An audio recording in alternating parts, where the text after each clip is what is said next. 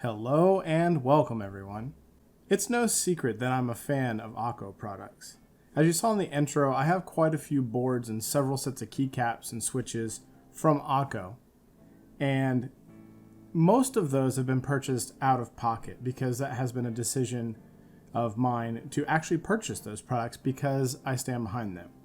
Akko has a bit of a reputation sometimes when it comes to cloning certain colorways or keycap sets, or even boards to some extent. But the definition of cloning is very loose in those circumstances, and I still really enjoy their products. Well, today we're going to be talking about a board that Akko sent over to me to take a look at and kind of showcase a bit, and I'm really excited for this one because this is Akko taking a huge step into the premium territory, if you will. This steps above and beyond what we've seen with the mod products and even the top 75 to some extent. Now this board seems to be inspired by a keyboard video. He's another popular YouTuber. He made a video where he coil spring mounted his keyboard back in October of 2021, and this board they sent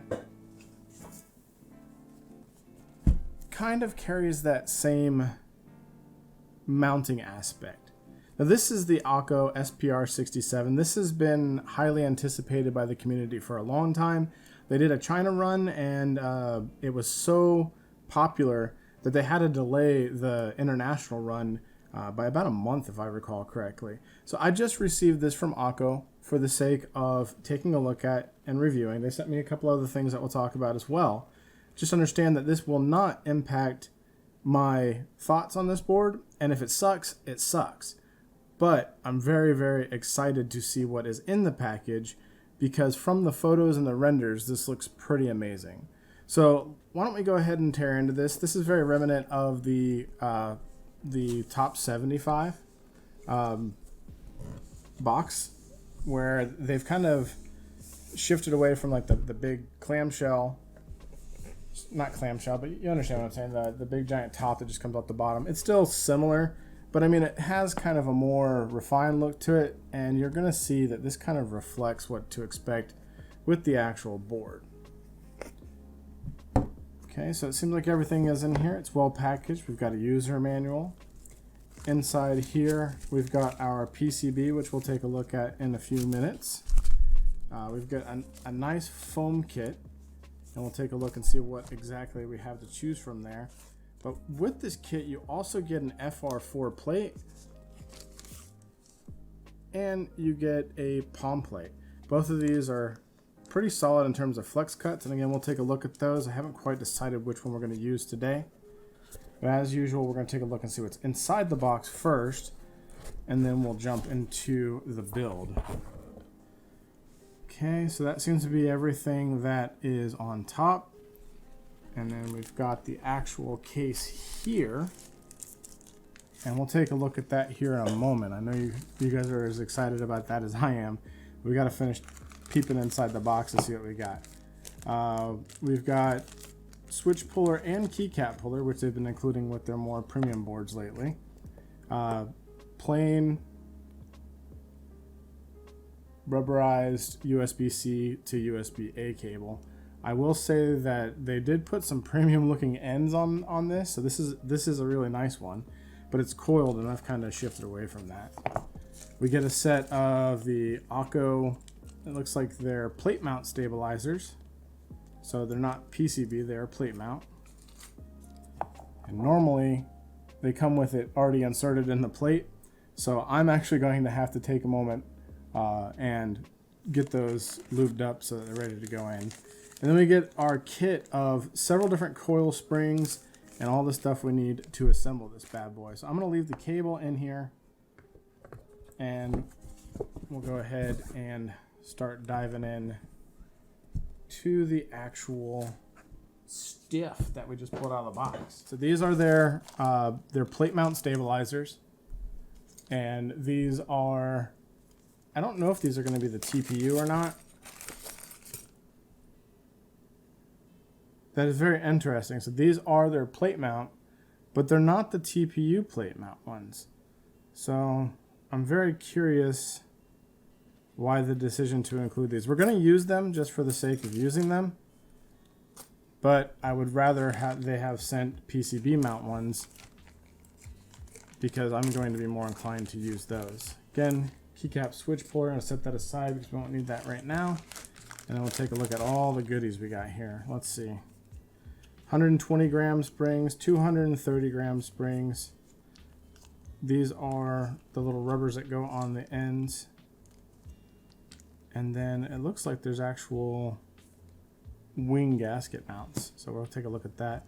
We got a daughter board and a JST connector. Then we've got our little standoff barrel things. Tool to put it together. These guys are 170 gram springs. We just got all kinds of stuff. And then here's our feet. So this is a true DIY kit. This is akin to like building a QK70 or 65 or a QK60. We've got a bunch of stuff to choose from. Let's set that stuff aside and actually take a look at this board. I'm really excited for the board itself because from the renders, it looks pretty amazing. I was expecting, oh wow. So first off, there's a bit of heft to it. So it's actually got some weight to it. It's got this, once we get it apart, we'll be able to see for sure, but it's got like this accent line that goes all the way around the case. Oh. And then it's got that same mod style like bevel here. And I'm not sure if you can see the finish amazingly or not, but in the dark it comes through as kind of a silver. Of course, it does appear to be a white anodized, so it doesn't appear to be an e-coat. So of course what that does is you get kind of a silvery, sparkly white, but it's very nice. It's got a blocker in it. Interesting. And we're going to flip this over. Holy crap. Akko's taking steps, man. This is a legit weight plate. I mean, it is very texty and branding, but I still think it looks pretty nice. If I had to guess, I'd assume that it's an aluminum weight. Doesn't seem like it's too incredibly heavy. But the case does have some heft to it. Not nearly as heavy as something that would have, you know, like an internal brass weight or anything like that, but it is a pretty nice solid board. Very interesting. Very pretty. So let's set that here. So we've got FR4 plate and palm plate here. I think I'm doing palm. I'm not sure. We'll take a look at the foam kit. If it's a full pour on and no silicone, we'll do palm, I think. Or FR4. Again, I'm not sure because the switches I have are going to really determine that. So I do like, this is palm, but it also, all the flex cuts in it makes it feel more like PC in it. I'm used to palm having a rough texture. But again, it's all set up for plate mount stabilizers. And then as you can see, some pretty solid flex cuts in that plate. I think we're gonna do FR4. I wanna see, the FR4 will really bring out the sound. It'll allow us to leave some foam out and see if we can get that kind of clacky sound with the switches I'm gonna be using today. And if not, we can foam it up to the 9s and still get a pretty good sound out of FR4. And this matte FR4 plate is pretty nice. So same thing, we've got a lot of solid flex cuts. So even though it is FR4, it's stiffer than palm, it'll allow us to get that clacky sound, but also retain some flex with all those flex cuts. So I think we're gonna go that route. Okay, and then you get a foam kit here.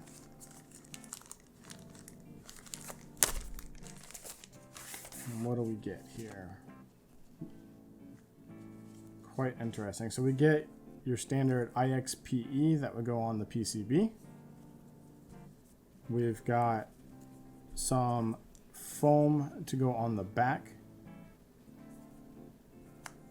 And it's not super thick. So this might actually sound pretty nice with the FR4. We've got some straight up pour-on plate foam, which is great. This will go underneath the plate on top of the PCB. And I'm sorry, it seems like this is, it's very weird. It's very much like a wuche, like sticky looking foam, but it's not sticky. And then we've got this sheet here, which is either, I can't tell if it's a tape mod. Yes, that's a tape mod. So if you want that, you can use that, or you could simply probably place it, just put it in the case if you wanted to, as an extra dampening layer. But we'll see. We'll put all this together and see what we come up with. And last but not least, we got a south-facing wired PCB from Akko of all places. And it actually looks really nice. So we've got south-facing sockets. It's using the Akko hot swap sockets. So we've got our PCB mount stabilizer support. I was just looking here to see if we've got layout support, but it doesn't appear there's any sort of additional layout support. So it's going to be a pretty standard layout. We don't even have the option for step caps. But it is a step in the right direction. I mean, it's pretty well designed. It does have a nice look. It has kind of that pastel gray. You know, this is something that, you know, that Akko does a lot, is these like pastels and colorful setups. So what I'm gonna go ahead and do is I'm gonna go ahead and put this together with a plate and our switches. And the reason why I've got to cut away is I need to lube some stabilizers, and then we'll come back with a PCB assembly, and then we'll talk about the actual assembly process. So Akko sent over some of their new cream switches. So these are Akko V3 cream yellow switches. These are about 20 cents a switch. It's full polycarb long pole in traditional Akko fashion, and these are a 58 gram bottom mount.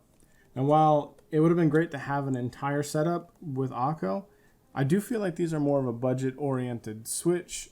Not that the ones that we're going to be using aren't, but I just didn't think a full polycarb switch would sound good in this board. So what I did is I've already got some lubed KTT HaluHalos on hand. These cost you about 30 cents, so they're about 10% or 10 cents more than the Akko switches. So the Akkos are an incredible value. They're like $9 a box of 45. These are pretty cool. These are essentially the same recipe as the KTT Roses, which is a nylon bottom, polycarb top with a palm long pole linear stem.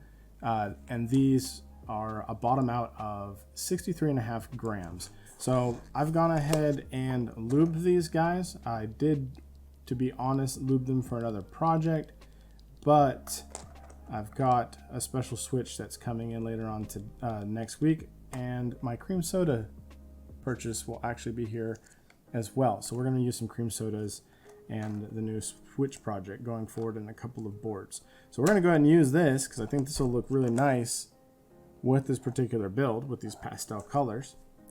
So what I'll do is I'll go ahead and get these stabilizers set up and get this PCB assembly going, and I will see you guys on the other side. Alright, there you have it. There is our PCB assembly. Went together fairly easily. Couple points of note: if you do get these HaluHalo switches, you never know what your ratios are going to be. It felt like there was a lot more pink in there than the greens, and then it felt like there was a lot more yellow.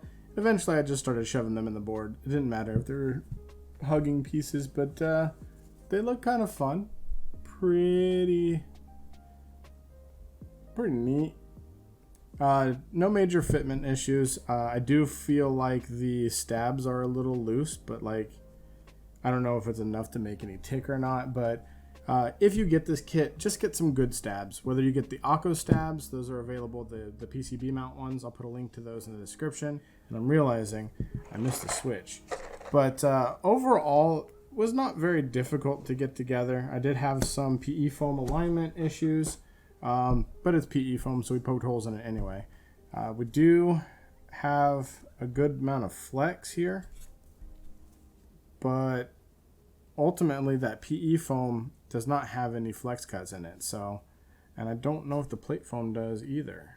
So I should have paid attention to that. I don't think the plate foam does. So even though there's the ability to flex on a per row basis, it is also hindered if you decide to use the plate foam and the included PE foam sheet.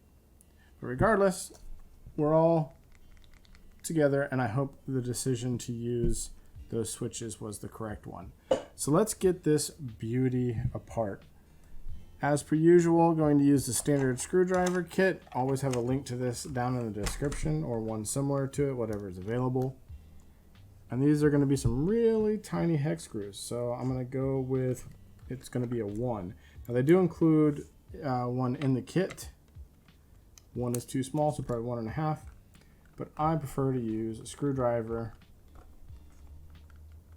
rather than an actual Allen key. Yeah, 1.5. So we're going to take these 6 screws out. And then we will take a look at the inside of the case. All right, that's the last one. So we've got 3 smaller ones in the front, 3 longer ones in the back. Let's see what this is. So this is kind of like a brass mid plate. It is kind of in there on its own accord. It does look like it comes off. So if you were feeling feisty and wanted to customize this and wanted to paint this, you could easily paint this strip to color match your board. I'm not going to do that now, but it's definitely something you could do. Let me go ahead and get this guy together, and then we'll start looking at the spring mounting mechanisms. All right, so finally got everything together. I just want to show you guys those gaskets are kind of like these little rubber stoppers that they go into the top so that when the PCB bounces back up, it hits against those. And then wanted to show you the mounting mechanisms. So basically you have these springs that sit over top of these different points. So there's one right there. So those springs sit over top of like this metal peg in the bottom of the case. And it is a pretty tight fit. But I do feel like if you're the kind of person like this is your only board and you do a lot of tinkering, you're going to wear those out over time. Doesn't mean that it won't work. It just means that they'll be a little looser on there. Then you've got these little rubber stoppers that go over the top. And those little rubber stoppers fit into those same screws. So pretty straightforward. And these 170 gram springs feel quite stiff actually. And these are the middle ground ones, so there's some even heavier ones there. One thing I do want to mention is that these little peg guides, so they're hard to see. And this, again, for some reason, this camera, no matter what, even with this autofocus lens, focus, homie. These little pegs that stick up here, that act as kind of a guide to keep the PCB from like floating around and getting out of alignment. Those little pegs did not fit in properly. And when I say they didn't fit in, is no matter what, it felt like they were cross-threading. And while this one did kind of go in a little bit, the one on the left did not really go in at all. I had to use, and this is not something that everybody's going to have on hand, I had to use vice grips, because instead of using a hex standoff, they're just a little peg. So I had to have something to grab onto them with to get enough oomph to be able to turn them in. My recommendation would be switching these pegs out, or putting for hex standoffs, or putting machining a little Allen key in the top of it so we can use this guy to screw it in. But that was a bit of a nightmare. So what we're going ahead and do here is I'm going to plug in my JST, and then hopefully we'll be off to the races. Now those little rubber pegs kind of hit, there's a couple holes here that they sit in. And then as you can see, we're already got some bounce. I'm not sure if I love it or not yet, so let's get this top put on. And this is what our entire assembly will look like. So we're going to flip it over, and it does have a lot of bounce. It's pretty neat in that capacity. But let's get this screwed back together and talk about the keycaps that are going to go on it. Alright, it's all screwed back together. We got our little feet on the bottom of it. And as you can see, it's got a lot of bounce. And the thing is though, with bounce or flex, the amount of bounce or flex that is felt when you're actually typing, I mean, it's just a softer bottom out. There is, if you're a hard typer, there is enough bounce here that I think you will feel it, which I think I will because I'm a hard typer. But I also don't think it's like groundbreaking or anything. Basically what I'm saying is this mounting system is kind of unnecessary, but it is nice to see something new and exciting. I do feel like there's a little bit of rubbing depending on which way it flexes. So like right here, basically where all the screw points are, there's a notch in the PCB and plate, and it is rubbing if you press real hard. But again, don't think we're going to see that in a practical typing application. So let's talk about the keycaps that are going to go on this. Akko sent these over, and these are their new MDA profile PBT double shot keycaps. Now these guys are a massive bargain. This particular kit has a massive kitting of like 282 caps, something like that. And in addition to that, it's only 40 bucks. So let's take a look at these. It's kind of got like all their zoo animal novelties and stuff with it now. And it's the MDA profile, which is kind of like, if you're familiar with like the budget XDA caps, or even non-budget XDA, it's sort of like that, but it's more of a sculpted and dished profile. So here we go.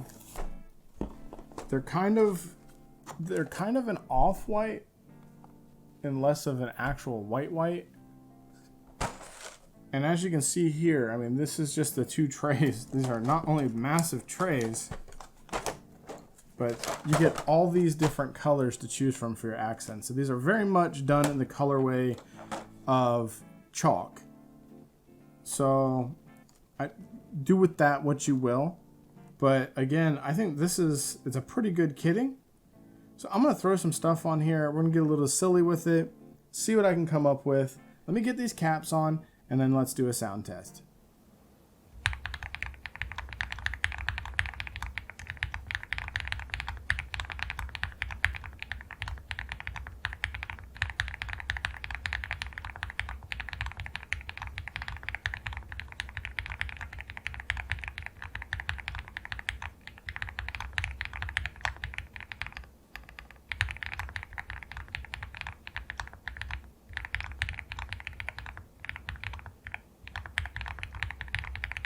All right, so what are my thoughts on this?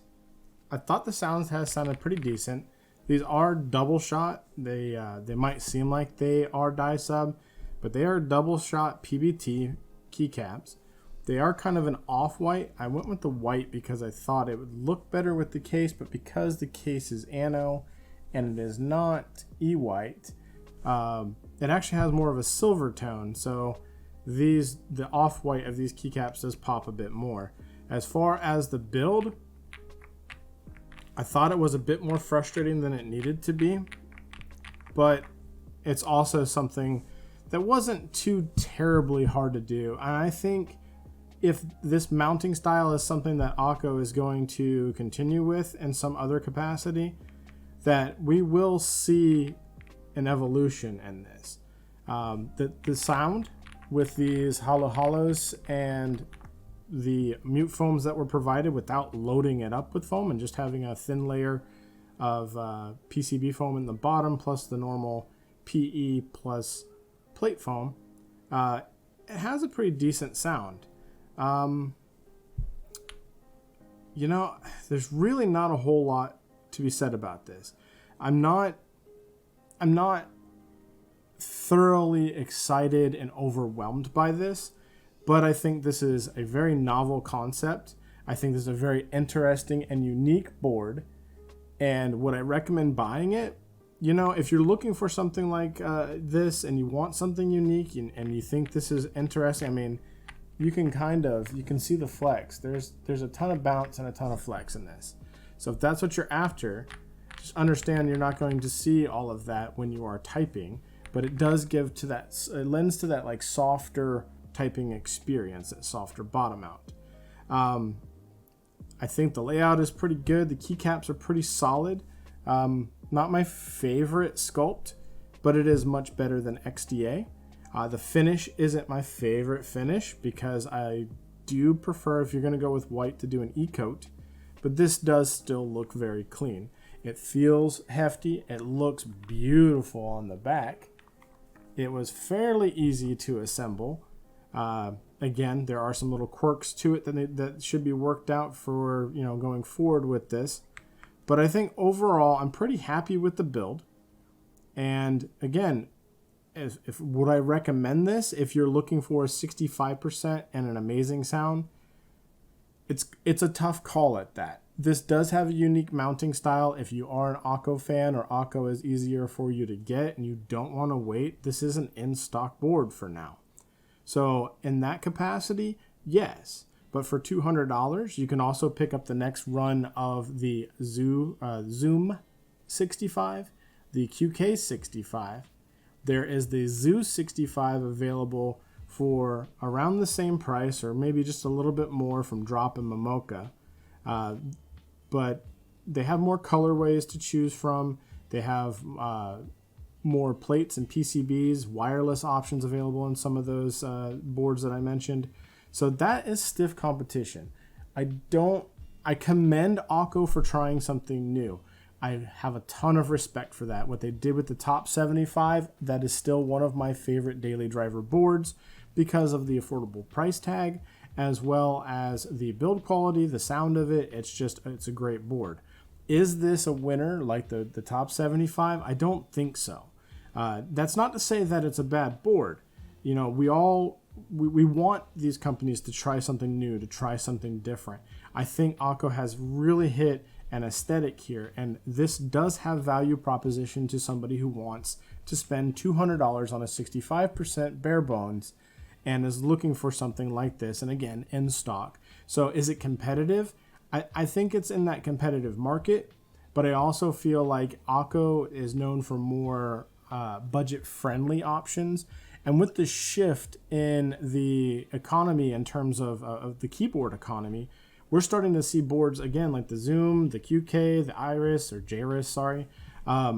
Those are targeting certain, the gasket foamy type sounds, and they're doing it for well under $200 pre-shipping. So that's where I'm saying, like, this is competitive. It's not overpriced. It's really going to come down to what you're looking for in a board.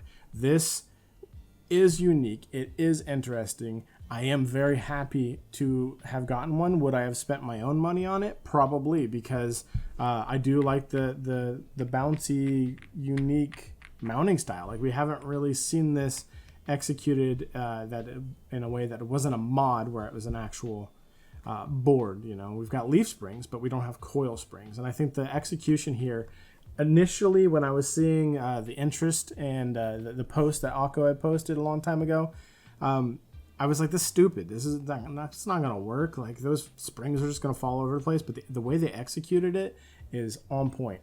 You know, again, still an Akko fan after this. I really, really like what they've done here. And, you know, it's just a tough sell. Were this $180 and free shipping, I'd have no issue recommending it. So maybe we'll see the price change a little bit. But again, kudos to Akko for trying something different, for staying within the realm of the expected cost or expected price point for something like this. And hopefully we'll see that shift into like the 180, 189, you know, at least a little bit to keep it more competitive. And the fact that it's in stock, you know, it's going to keep people to a point where they're able to get the board if they want it. So let me know what your guys' thoughts are in the comments. Let me know if this is something that you would spend your money on, or would you rather spend your money on the QK or the, you know, one of those other boards that were mentioned. If you would rather spend your money on those other boards, tell me why. Tell me what you think about this unique mounting style and what things that Akko could improve. And most of all, if you guys aren't subscribed, be sure to hit that subscribe button, because I've got some other cool boards that are coming up. I was already prepared to do the QK60 this week when this came in, and I felt like this is something that you guys have been asking for, so I wanted to cover this first. But be sure to subscribe, because I've got some really cool boards coming up that we're going to be covering over the next few weeks. I'll have some 75% buyer's guide is one thing, and then I'll have another video at some point before the end of the holiday season with kind of like a buyer's guide just for beginner keyboards. So a lot of cool videos coming up. As always, I really want to thank you guys for hanging out with me. This was fun. It took a little bit longer than expected. This is kind of a shift back to the old style long format video, but you know what? I'm just going to make videos. And if you guys don't like the length, you can skip through those and with the chapters that are there. And I will make an effort to continue to make shorter content with the Switch videos and things like that. But sometimes we're going to get a board that comes across the desk that warrants going through the box and taking a look at it and kind of breaking it down. And I'm already going to be leaving out some of the meat and potatoes of this to keep the video a little bit shorter. But yes, you guys are awesome. Thank you so much for hanging out with me today. And until next time, y'all have a good one.